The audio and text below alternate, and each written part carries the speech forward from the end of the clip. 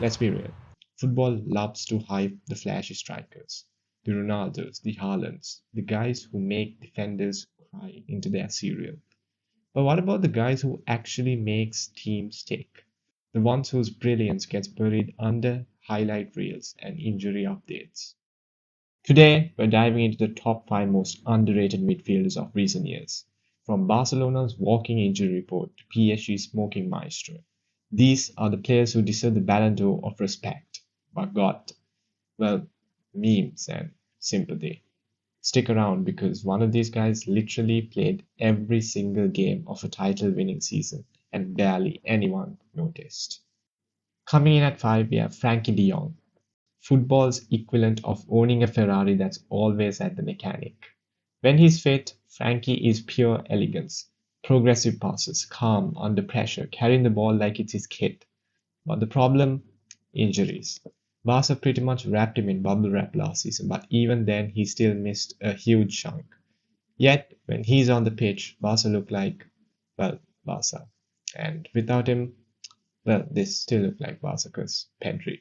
Stats back it up. He's in the 90th percentile for progressive carries in La Liga. But if you only watch highlights, you'd never know. Frankie is so underrated that even his MRI scans deserve a player rating 8 out of 10. At number 4, we have Rakitic, the man who literally won a treble with Barca and still somehow goes unnoticed. This guy literally scored in a Champions League final, but because he shared midfield with Xavi Iniesta and Busquets, he was basically the bass player of a rock band. Reliable, vital, but never the poster boy. Even Mourinho went as far as calling him one of the most underrated players in the world, and Mourinho doesn't compliment players unless it's himself. Rakitic did all the dirty work, all the running, all the clapping. Seriously, I think he's clapped more than an audience at Britain's Got Talent, but never got his flowers. Criminally overlooked. Coming in at 3, we have Marco Verratti. If elegance had a passport, it would be Italian. For over a decade at PSG, Verratti was the glue, the rhythm, the guy who made Neymar and Mbappe look like PlayStation sheets. And yet, always overshadowed.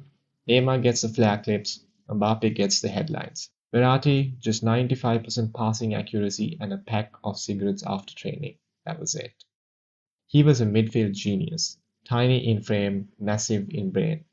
At the Euros, Italy doesn't win anything without Verratti's control in the midfield.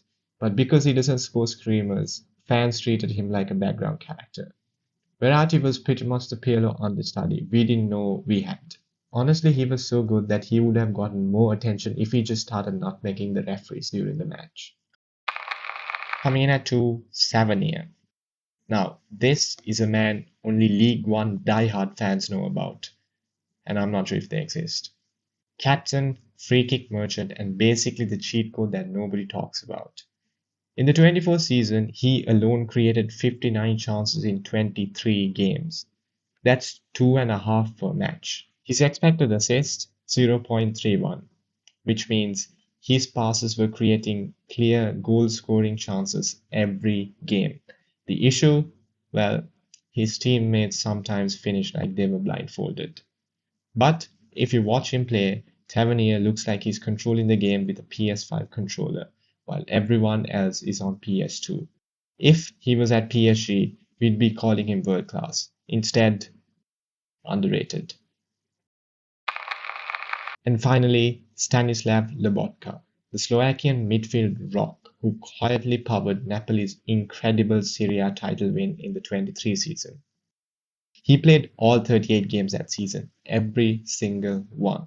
The man was basically a footballing Roomba, sweeping up, recycling possession, keeping everything spotless. His pass success rate? 94%. 94% playing 38 games. That's higher than your phone battery will ever be. While Osimhen scored the goals and Kvara did the TikTok dribbles, Lobotka was a silent metronome in the middle. And the craziest part? Ask the casual fan to name Napoli's midfield, and 9 times out of 10, they won't even say his name. That's how underrated he was. Absolute genius, but criminally underrated. So there you have it. Frankie Rakitic, Verratti, Tavernier, and Lobotka. 5 midfielders who remind us that football isn't just about goals and glory. Sometimes it's about the quiet geniuses who make everything possible. Next time you're watching a match, don't just follow the ball. Watch the midfield because somewhere in there is an underrated hero running the show and nobody talking about him. Well, that's it for the underrated midfielders. See you.